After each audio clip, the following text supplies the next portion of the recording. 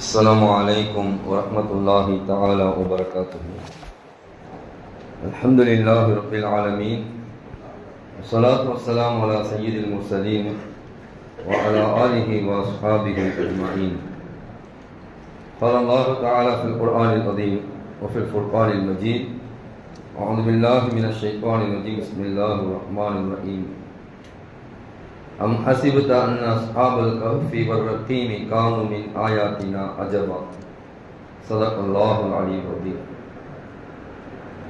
புகழும் புகழ்ச்சியும் நம்மை எல்லாம் படைத்து பரிபாலித்துக் கொண்டிருக்கக்கூடிய ஏக இறைவன் அல்லாஹ் ஒருவனுக்கே உரித்தாகட்டுமாக. அவனுடைய திருத்தூதர் நம் ஆயுள் தலைவர் அனலம் பெருமானார் ஸல்லல்லாஹு அலைஹி வஸல்லம் அவர்களின் மீதும் அவர்களின் வழி நடந்த உத்தம சத்திய சஹாபாக்கள், தாபிஈன்கள், தபா தாபிஈன்கள், ஷுஹதாக்கள், சாலிஹீன்கள், குறிப்பாக 12ஆம் நாள் தராவீஹை முடித்துவிட்டு அல்லாஹ்வினுடைய மக்ஃபிரத்தை எதிர்பார்த்தவர்களாக அமர்ந்திருக்கக்கூடிய நம் அத்தனை பேருடைய பாவங்களையும் அல்லாஹ் தஆலா மன்னித்தருள்வானாக. கண்ணியத்திற்கும் பெரும் மதிப்பிற்கும் உரிய அல்லாஹ்வின் நல்லடியார்களே, பெரியவர்களே, சகோதரர்களே, அல்லாஹ்வினுடைய கிருபையால் இன்றோடு நிஸ்ஃபுல் குர்ஆன் என்று சொல்லப்படக்கூடிய 15 ஜுஸு ஓதி முடிக்கப்பட்டிருக்கிறது. குர்ஆனில் பாதி ஓதி முடிக்கப்பட்டிருக்கிறது. இன்னும் பாதி குர்ஆன் இருக்கிறது. இன்னும் 15 ஜுஸ் தான் எஞ்சி இருக்கிறது. இன்ஷா அல்லாஹ் வரக்கூடிய தராவீஹிலே அதை கேட்கக்கூடிய தௌஃபீக்கை அல்லாஹ் நமக்கு தருவானாக. அன்புமிக்கவர்களே, இன்று ஓதப்பட்ட 2 சூறாக்களிலே ஒரு சூறா வரலாற்று சிறப்புமிக்க ஒரு சூறா. ஆய்வாளர்கள் எல்லாம், விஞ்ஞானிகள் எல்லாம் வியந்து பார்க்கக்கூடிய அற்புதமான ஒரு சூறா. அதுதான் கஹ்ஃப் சூறா. குகைவாசிகளை குறித்து அல்லாஹ் பேசக்கூடிய சூறா. அம் ஹசிபத அன்ன அஸ்ஹாபல் கஹ்ஃபி வர்ரகீமி கானு மின் ஆயாத்தினா அஜபா. அல்லாஹ் தஆலா கேட்கிறான், குகைவாசிகளையும் சாசனத்தை உடையவர்களையும் நீங்கள் அல்லாஹ்வுடைய அத்தாட்சிகளிலே ஆச்சரியமானதாக நீங்கள் பார்க்கிறீர்களா, எண்ணுகிறீர்களா என்று அல்லாஹ் கேட்கிறார். குகைவாசிகளை குறித்து அல்லாஹ் தஆலா கிட்டத்தட்ட 26 வசனங்களிலே அவர்களுடைய அந்த வரலாற்றை குறித்து அல்லாஹ் தஆலா பேசுகிறார். இந்த குகைவாசிகள் யார், அவர்கள் எப்படிப்பட்ட ஒரு மாற்றத்தை தன்னுள் கொண்டு வந்தார்கள் என்பதை குறித்து அல்லாஹ் தஆலா பேசுகிறார். இன்னஹும் ஃபித்யத்துன் ஆமனு பிரப்பிஹிம் வஜித்னாஹும் ஹுதா. நிச்சயமாக அவர்கள் சில வாலிபர்கள், அவர்களுடைய ஈமான் மிக பிரகாசமாக இருந்தது. அல்லாஹ் தஆலா அந்த ஈமானை, அந்த நேர்வழியை அதிகரித்தான் என்பதாக இறைமறை வசனம் சொல்லுகிறது. அவர்கள் வாழ்ந்த அந்த ஊரிலே ஆட்சி செய்த அரசன் உட்பட அங்கே வாழ்ந்த மக்கள் எல்லாம் நெருப்பு வணங்கிகளாக இருந்தார்கள், மஜூசிகளாக இருந்தார்கள். அவர்களுக்கு எதிராக இந்த வாலிபர்கள் கிளர்ச்சி எடுக்கிறார்கள். அதையெல்லாம் வேண்டாம் என்பதாக சொல்லுகிறார்கள். அல்லாஹ்வை அவர்கள் அறிந்து கொள்கிறார்கள். ஓர் இறைவன் தான் இந்த உலகத்தை ஆண்டு கொண்டிருக்கிறான் என்பதை அவர்கள் புரிந்து கொள்கிறார்கள். ஈமானை அவர்கள் ஏற்றுக்கொள்கிறார்கள்.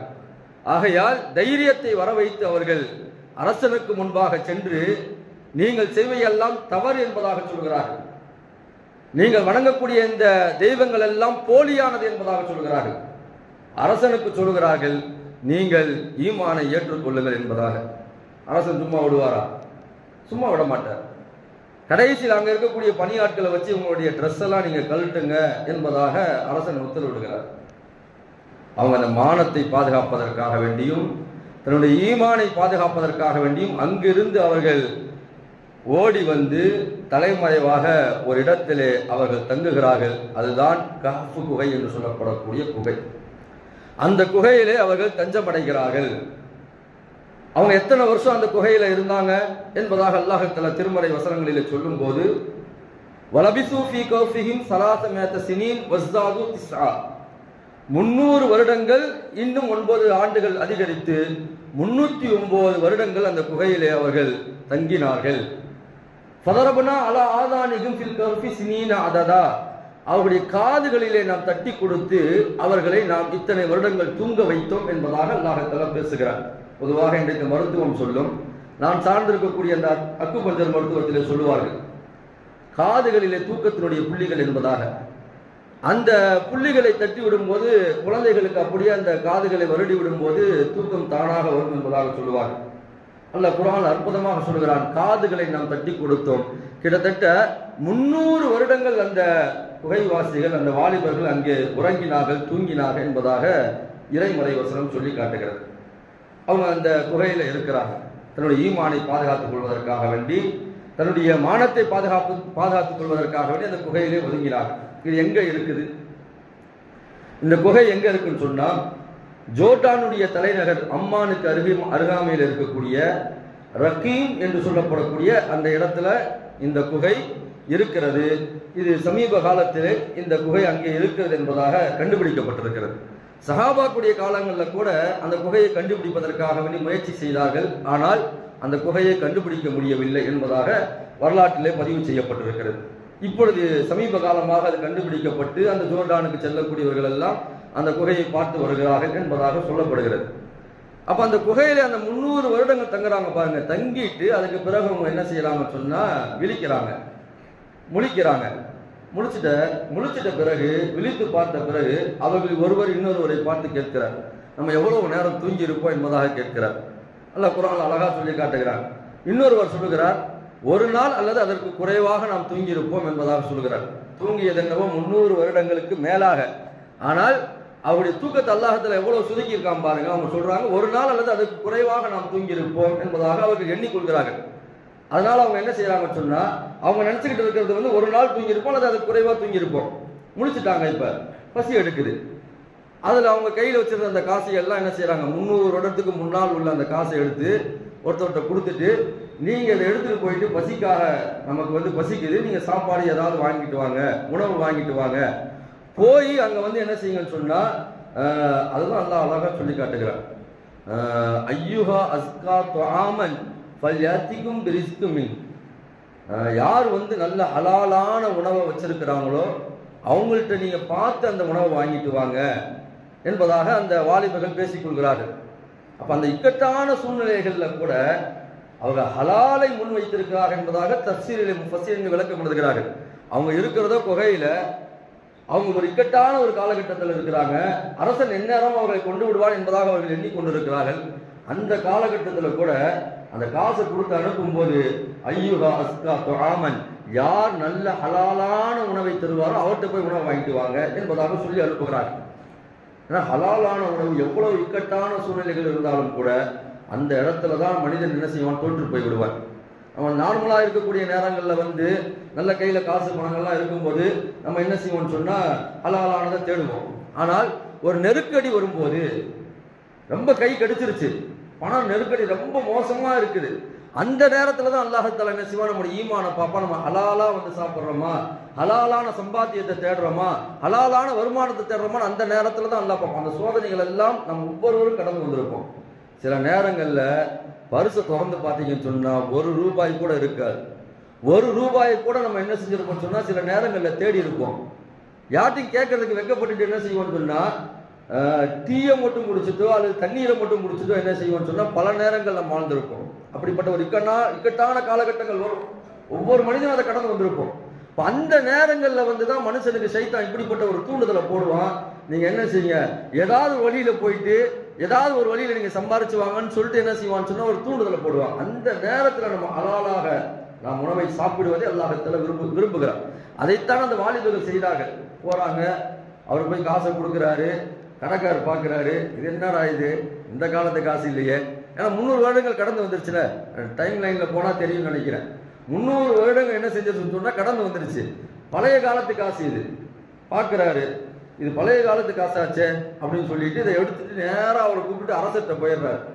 அரசர்கிட்ட போய் காமிச்சோனி அரசரும் பார்க்கிறாரு, இது நம்ம காலத்து காசு கிடையாது, இது பழைய 300 வருடங்களுக்கு முன்னால் ஆட்சி செய்த அரசனுடைய காலத்தில் இருந்த அந்த காசு என்பதாக அதை ஆய்வு செஞ்சுட்டு உன்னுடைய பேர் என்னன்னு கேட்கிறாங்க. அவர் சொல்றாரு. சொன்னோனே அவர் விளங்கிட்டார் அரசர், இவங்கெல்லாம் குகைவாசிகள் என்பதாக. என்று சொன்னால் அந்த அரசவையிலே குகைவாசிகள் என்ற நபர்கள் இருந்தாக என்பதாக பதிவேட்டிலே எழுதி வைக்கப்பட்டிருக்கிறது. ஒவ்வொரு வரக்கூடிய அத்தனை அரசர்களுக்கும் இது தெரியும். உடனே அவர் புரிஞ்சுக்கிட்டாரு, இவங்க வந்து அந்த குகைவாசிகள் தான் வந்திருக்காங்க, பழைய காசை எடுத்துட்டு வந்திருக்கிறாங்க, ஆதி மனிதர்களை போட்டு வந்திருக்கிறாங்க. 300 வருஷம் கழிச்சு போனா எப்படி இருப்பாங்க? அவர் கரெக்டா அதை கண்டுபிடிச்சிட்டு என்ன செய்யறாருன்னு சொன்னா, நீங்க எங்க தங்கி இருக்கீங்க என்பதாக கேட்கும்போது, இந்த மாதிரி ஒரு குகையில நாங்க தங்கி இருக்கிறோம் என்பதாக சொல்லும்போது, உங்களையும் நாங்கள் பார்த்திருக்கிறோம், உங்களோடு இருக்கக்கூடிய அந்த நபர்களையும் நாங்கள் பார்க்க வேண்டும், எங்களை அங்க அழைச்சிட்டு போங்க என்பதாக அந்த இடத்துக்கு அழைச்சிட்டு போக சொல்றாங்க. இவர் முன்னாடி போறாரு, பின்னாடி வந்து அரசரை சார்ந்தவர்கள் எல்லாம் பின்னாடி போறாங்க. போயிட்டு அந்த குகையை நெருங்குறாங்க. அந்த குகை மாயமாகி விடுகிறது, யாராலும் பார்க்க முடியல. அதற்கு பிறகு வரலாற்றில் எழுதுறாங்க, அதில் இருக்கக்கூடிய அத்தனை பேர்களும் அதற்கு பிறகு ஒஃபாத்தாகி விட்டார்கள். எப்போ அவங்களுடைய விஷயங்கள் வெளியே வந்து விட்டதோ, அவர்கள் இருக்கிறார்கள் என்ற அந்த விஷயங்கள் வெளியே வந்து விட்டதோ, அதற்கு பிறகு அத்தனை பேர்களும் ஒஃபாத்தாகி விட்டார்கள் என்பதாக வரலாற்றில் எழுதப்படுகிறது. அப்ப அந்த குகைவாசிகளை குறித்து அல்லாஹ் தஆலா அற்புதமா பேசுறாங்க திருமறையில. ஒருத்தர் ஈமான பாதுகாத்து போறதுக்கு அல்லாஹ் எவ்வளவு பெரிய உதவி செய்யலாம்னு சொன்னா, நீங்க குர்ஆனுடைய அந்த வசனங்களை படிச்சு பாருங்க. சூரியன் வந்து அவங்க மேல படாதான். காலையில் உதிக்கக்கூடிய சூரியன் கொஞ்சம் சாஞ்சுதான் உதிக்குமா, அந்த குகையை சாஞ்சுதான் உதிக்குமா, அல்லாஹ் குர்ஆன்ல சொல்றாங்க. மாலையில மறையுது பாருங்க சூரியன், அந்த நேரத்துல அவங்க மேல படாம தான் அந்த சூரியன் மறையுமா. ஈமான பாதுகாத்துக்கிறதுக்கு அல்லாஹ் தஆலா சூரியனுக்கு கூட இந்த ஒரு கட்டளை இட்டு இருக்கிறான் என்று சொன்னால், ஈமானுக்கு எவ்வளவு பெரிய ஒரு அந்தஸ்து இருக்கிறது. சூரியனுக்கே அல்லாஹ் தஆலா இப்படி ஒரு கட்டளை இட்டு இருக்கிறான். அவர்களை நீங்க என்ன செய்யக்கூடாது, எந்த விதமான தொந்தரவும் செய்யக்கூடாது என்பதாக அல்லாஹ்வுடைய படைப்பிடங்கள்ல ஆக மிகப்பெரிய ஒரு படைப்பாக இருக்கக்கூடிய சூரியனுக்கு அல்லாஹ் தஆலா கட்டளை இட்டு இருக்கிறான். அவங்களுடைய நிலையை பார்க்கும்போது அல்லாஹ் தஆலா அடுத்தடுத்து பேசுகிறான். இவங்க தூங்குற மாதிரி தான் தெரியும் உங்களுக்கு, ஆனா அவங்க தூங்க மாட்டாங்க, தூங்குற மாதிரி தெரியாது. அவங்க தூங்கிட்டு தான் இருப்பாங்க, ஆனால் பார்க்கக்கூடியவர்களுக்கு அவர்கள் விழித்திருப்பதை போன்று என்று அல்லாஹ் சொல்கிறார். ஏன்னா அவங்களுடைய கண்ணு வந்து திறந்த நிலையில தான் இருக்கும். அவங்களுடைய கண்ணு திறந்த நிலையில இருக்கக்கூடிய நிலையிலே தூங்குவாங்களாம். பார்க்கிறவங்க விரண்டு போயிடுவாங்க. அவங்களோட வந்து என்ன செய்யுதுன்னு சொன்னா, ஒரு நாய் இருந்தது. நல்ல குர்ஆன் அதை பேசும்போது 3 பேர் இருந்தாங்க, 3 வாலிபர்கள். அவங்களோட ராபிஹும் கல்புகும், 4வது அவங்களுடைய நாய். அடுத்து அல்லாஹ் பேசுகிறான், 5 பேர் இருந்தாங்க, அவங்களோட 6வதா ஒரு நாய் இருந்துச்சு. 7 பேர் இருந்தாங்க, அவங்களோட சேர்ந்து 8வதா ஒரு நாய் இருந்துச்சுன்னு சொல்றான். அப்ப அதுல கடைசியில சொல்றாங்க, ஒரு 7 வாலிபர்கள் அவங்களோடு சேர்ந்து என்ன செய்யுதுன்னு சொன்னா, இந்த நாயும் கூட போச்சு அவங்களோட. அதனாலதான் நாளை மறுமை நாள்ல சொர்க்கத்துல வந்து இந்த நாயும் என்ன செய்யும் சொன்னா சொர்க்கத்துல இருக்கும் என்பதாக அருமை நாயகம் ஸல்லல்லாஹு அலைஹி வஸல்லம் சொன்னாங்க. இப்ப இவங்க வந்து தூங்கிட்டு இருக்கிறாங்க, ஆனா விழிச்ச நிலையில இருக்கிறாங்க. பார்க்கிறவங்களுக்கு ஒரு பயத்தை ஊட்டக்கூடிய வகையில் அல்லாஹ் தஆலா அவங்களுடைய அந்த நிலையை வச்சிருந்தான். அந்த நாய் வந்து எப்படி உட்கார்ந்துருச்சுன்னு சொன்னா, இவங்களை வந்து இன்னும் சொல்றான் அல்லாஹ் தஆலா, அவங்க வந்து அந்த முதுகு வந்து என்ன செஞ்சிடக்கூடாது, அவங்களுக்கு புண்ணாகிடக்கூடாதுன்றதுக்காக வேண்டி அவங்களை நம்ம புரட்டி போட்டோம் என்பதாக அல்லாஹ் சொல்கிறார். அவங்களை இப்படி அல்லாஹ் தஆலா என்ன செய்வான்னு சொன்னா, அவங்களை புரட்டி போடுவானா. அவங்களுடைய அந்த முதுகு வந்து என்ன செஞ்சிடக்கூடாது, புண்ணாகிடக்கூடாதுன்றதுக்காக வேண்டி அல்லாஹ் இப்படிப்பட்ட ஒரு அற்புதமான ஒரு ஏற்பாடை செஞ்சிருந்தான். அதற்கடுத்து அந்த நாயை குறித்து அல்லாஹ் தஆலா பேசும்போது, கல்புகும் பாசித்துன் திராஐஹி பில் வசீத், அந்த நாய் வந்து என்ன செய்யுதுன்னு சொன்னா குத்த வச்சு உட்கார்ந்துருக்கு. கிட்டத்தட்ட 300 வருடங்களாக குத்த வச்சு உட்கார்ந்துருக்கு. இதை வந்து ஒரு அறிவியல் விஞ்ஞானி என்ன செய்யறாருன்னு சொன்னா ஆய்வு செய்யறாரு. இந்த குகைவாசிகளையாவது என்ன செய்யப்படுகிறது, இப்படி மாத்தி போடப்படுகிறது. நம்மளே ஒரு ஆள் என்ன செஞ்சா ரொம்ப படுக்கையில படுத்துட்டாருன்னு சொன்னா, அவரை வந்து என்ன செய்யறோம், ஐஸ் தண்ணி இருக்கக்கூடிய அந்த மாதிரி பெட்ல படுக்க வைக்கிறோம். அவரை திரும்ப என்ன செய்யறோம்னு சொன்னா புரட்டி போடுறோம். ஏன்னா முதுகுல புண்ணாயிடக்கூடாது, காலில் புண்ணாயிடக்கூடாது, எங்கேயும் புண்ணாகிடக்கூடாதுன்றதுக்காக வேண்டி அப்படி செய்யறோம்ல நம்ம. அது மாதிரி அல்லாஹ் தஆலா அந்த ஒரு ஏற்பாட்டை செஞ்சான். ஆனா நாய் வந்து 300 வருஷம் அப்படியே குத்த வச்சுதான் உட்கார்ந்து இருந்துச்சு. இதை ஒருத்தர் அறிவியல் விஞ்ஞானி செய்யறாரு, எடுத்து ஆய்வு செய்யறாரு. அது எப்படி 300 வருஷம் ஒரே இடத்துல அப்படி குத்த வச்சு உட்கார்ந்து இருக்க முடியும் என்பதாக ஆய்வு செய்கிறார். அந்த ஆய்வின் முடிவிலே அவர் இஸ்லாத்தை ஏற்றுக்கொள்கிறார். கடைசியில் அவருடைய முடிவு என்ன வருகிறது சொன்னால், நாயினுடைய அந்த தோல் இருக்கு பாத்தீங்களா, நாயினுடைய தோல் வந்து அது எவ்வளவு வருஷமானாலும் என்ன செய்யாது, ஒன்றும் ஆகாது என்ற ஒரு ஆய்வு செய்கிறார். ஆய்வு செஞ்சுட்டு குர்ஆனுடைய இந்த வசனத்தினுடைய விஷயத்தை பார்த்து பிரமிப்பாகி கடைசியில் என்ன செய்யறாரு சொன்னா ஈமானை ஏற்றுக்கொள்கிறார். அல்ஹம்துலில்லாஹ், அல்லாஹ் தஆலா எவ்வளவு படிப்படிகளை இந்த குர்ஆனுடைய வசனங்களில் வைத்திருக்கிறான், அந்த அஸ்ஹாபுல் கஹ்ஃபியுடைய விஷயங்களை வைத்திருக்கிறான் என்பதை நாம் பார்க்கிறோம். இப்ப நீங்க அடுத்த வரியில் அல்லாஹ் சொல்கிறார், அஸிபத அன்ன அஸ்ஹாபல் கஹ்ஃபி என்று சொல்லிவிட்டு வர்ரகீமி, சாசனத்தை உடையவர்கள் என்பதாக அவர்களைத்தான் அல்லாஹ் சொல்கிறார். அவங்க வந்து அந்த குகையில இருக்கும்போது அவர்களோடு ஒரு சாசனத்தையும் எடுத்து சென்றார்கள். இது குறித்து வந்து 1998 பிபிசியில வந்த ஒரு நியூஸ்ல சாவுக்கடல் சாசன குறியீடுகள் என்று சொல்லப்படக்கூடிய ஒரு டாக்குமெண்ட்ரியை வந்து என்ன செய்யறாங்கன்னு சொன்னா பிபிசி நியூஸ் வெளியிடுது. அதுல என்ன அவங்க வெளியிடுறாங்கன்னு சொன்னா 1947 வந்து ஒரு அரபு சிறுவன் அவனுடைய வாழ்க்கையில நடந்த அந்த சம்பவத்தை முன்வைத்து இந்த சாவுக்கடல் சாசனத்தை பற்றி எழுதுகிறார்கள். 1947 அந்த அரபு சிறுவன் என்ன செய்யறான்னு சொன்னா தன்னுடைய ஆட்டினுடைய அந்த குட்டி ஒன்று காணா போயிடுச்சுன்னு சொல்லிட்டு அவர் தேடி போறார். தேடி போனா கடைசியில் அந்த ஆடு என்ன செய்யுதுன்னு சொன்னா அந்த குகை உள்ள போகுது. அந்த ஆட்டை பிடிக்கிறதுக்காக போறாரு. உள்ள போனா மண்பாண்டங்கள்ல வந்து சில பதனிட்ட தோள்கள் எல்லாம் இருக்கிறது. அது அப்படியே அவர் என்ன செய்யறாரு, எடுத்தது வந்து தன்னுடைய தந்தையிட்ட கொடுக்கிறார். அவருடைய தந்தை வந்து செருப்பு தைக்கக்கூடியவர். அவர் என்ன நினைக்கிறாருன்னு சொன்னா இதை நம்ம எடுத்து நம்முடைய செருப்புக்காக பயன்படுத்திக்கலாம் அப்படின்னு நினைக்கிறார். நினைக்கும் போதே அவர் எடுத்து பார்க்கிறாரு, ஹிப்ரு மொழியில பெரிய விஷயங்கள் எழுதப்பட்டிருக்கு. இது நமக்கு படிக்க தெரியாது, யார்ட்டையாவது போய் கொடுப்போன்னு சொல்லிட்டு என்ன செய்யறாருன்னு சொன்னா ஜெருசலத்துல ஒரு கடைக்காரர்கிட்ட போய் கொடுக்குறாரு, புத்தக கடைக்காரர்கிட்ட. அவர் வாங்குறாரு, அதை படிக்கிறாரு. அதை படிச்சு பார்த்துட்டு இது நமக்கும் ஏதோ ரிலேட்டடா இருக்கு அப்படின்னு சொல்லிட்டு என்ன செய்யறான்னு சொன்னா நம்ம போய் வந்து பாதிரியார்கள்ட்ட ஒப்படைச்சிருவோம் அப்படின்னு சொல்லிட்டு அதை எடுத்துட்டு போயிட்டு பாதிரியார்கள்ட்ட ஒப்படைக்கிறாங்க. பாதிரியார்களுக்கு ஹிப்ரு மொழி தெரிகிறது, அவர்கள் படிக்கிறார்கள். இதை வந்து நம்ம என்ன செஞ்சிடக்கூடாது, வெளியிடக்கூடாது என்பதாக அதை அப்படியே மறைத்து வைக்கிறார்கள். அதற்கு பிறகு ஜோர்டானுடைய மன்னராக இருந்த உசைன் அவர்கள் என்ன செய்யறாங்கன்னு சொன்னா இதை பொது வெளியில கொண்டு வரணும். இது முஸ்லீம்கள், கிறிஸ்தவர்கள், யூதர்கள் இந்த 3 பேருமே இதை ஆய்வு செய்யணும். இந்த பதனிட்ட இந்த தோள்களில் எழுதப்பட்டிருக்கக்கூடிய இந்த விஷயத்தை ஆய்வு செய்யணும்னு சொல்லிட்டு அவர் எத்தனையோ முறை கோரிக்கை வைக்கிறார். ஆனா அந்த கோரிக்கை அவங்க என்ன செய்யல, ஏத்துக்கல. கடைசியில 1990 இதெல்லாம் அந்த டாக்குமெண்ட்ரியில சொல்றாங்க. 1990 என்ன செய்யப்படுகிறது சொன்னால் இதனுடைய பிரதிகள் எல்லாம் எடுக்கப்பட்டு அமெரிக்காவில் இருக்கக்கூடிய லாஸ் ஏஞ்சல்ஸ்ல இருக்கக்கூடிய ஒரு லைப்ரரியில இதனுடைய அதுல எடுக்கப்பட்ட பிரதிகள் எல்லாம் அங்க வைக்கப்படுகிறது. அங்க லைப்ரரியனாக இருந்த ஒரு நபர் என்ன செய்கிறார் சொன்னால் இதை எடுத்து வெளியிடுகிறார். கிட்டத்தட்ட ஒரு 100 பிரதிகள் எடுத்து என்ன செய்கிறார், அங்க வெளியிடுகிறார். பல பேர்கள் இஸ்லாத்தை ஏற்கிறார்கள். அவரையும் யாரெல்லாம் வெளியிட்டார்களோ அவர்களை அமெரிக்க அரசு என்ன செய்கிறது, கைது செய்கிறது என்பது வரைக்கும் என்ன செய்யறாங்க, அந்த டாக்குமெண்ட்ரியில கொண்டு வராங்க. காரணம் என்று சொன்னால் இவ்வளவு காலமாக இந்த விஷயத்தை வந்து வெளியில கொண்டு வரக்கூடாது என்பதாக அவர்கள் எண்ணிக்கொண்டிருந்தார்கள். ஒரு லைப்ரரியன் இதை வெளியே கொண்டு வந்தான் என்பதற்காக வேண்டி என்ன செய்யறாங்க சொன்னா வெளியே கொண்டு வந்தால அந்த அரசாங்கம் வந்து கைது செய்து இது சம்பந்தமாக சொல்லப்படக்கூடிய விஷயங்கள்ல வந்து அதுல என்ன எழுதப்பட்டிருந்தது அதையும் சொல்றாங்க. அதுல என்ன எழுதப்பட்டதுன்னு சொன்னா இன்னைக்கு வந்து கிறிஸ்தவர்கள் வணங்கக்கூடிய முறையில வந்து அன்னைக்கு இருக்கக்கூடியவங்க வணங்கல, இன்னைக்கு யூதர்கள் வணங்கக்கூடிய முறையில அன்னைக்கு இருக்கக்கூடிய யூதர்கள் இல்லை. முழுக்க முழுக்க அந்த 18 அந்த தோல்ல எழுதப்பட்டிருந்த அத்தனை விஷயங்களும் ரிலேட்டடா குர்ஆனுக்கும் இஸ்லாத்திற்கும் ரிலேட்டடா இருந்தது என்பதாக அவங்க வந்து என்ன செய்யறாங்க, அந்த பிரதிகளில் இருக்கக்கூடிய அந்த விஷயங்களை வெளியிடுறாங்க. இதனால்தான் அவர்கள் கைது செய்யப்படுகிறார்கள். இதைத்தான் அல்லாஹ் சொல்கிறான், அம் அசிபத்த அன்ன அஸ்ஹாபல் கஃபி, கஃப் வாசிகளை பற்றி நீங்கள் என்ன நினைக்கிறீர்கள், வர் ரகீமி அவர்கள் வைத்திருந்த அந்த சாசனத்தை பற்றி என்ன நினைக்கிறீர்கள். கிட்டத்தட்ட இன்றைக்கும் அந்த லாஸ் ஏஞ்சல்ஸ்ல அந்த லைப்ரரியில 15,000 பக்கங்களை கொண்டதாக அந்த பதிவுகள் வைக்கப்பட்டிருக்கு என்பதாக சொல்லப்படுகிறது.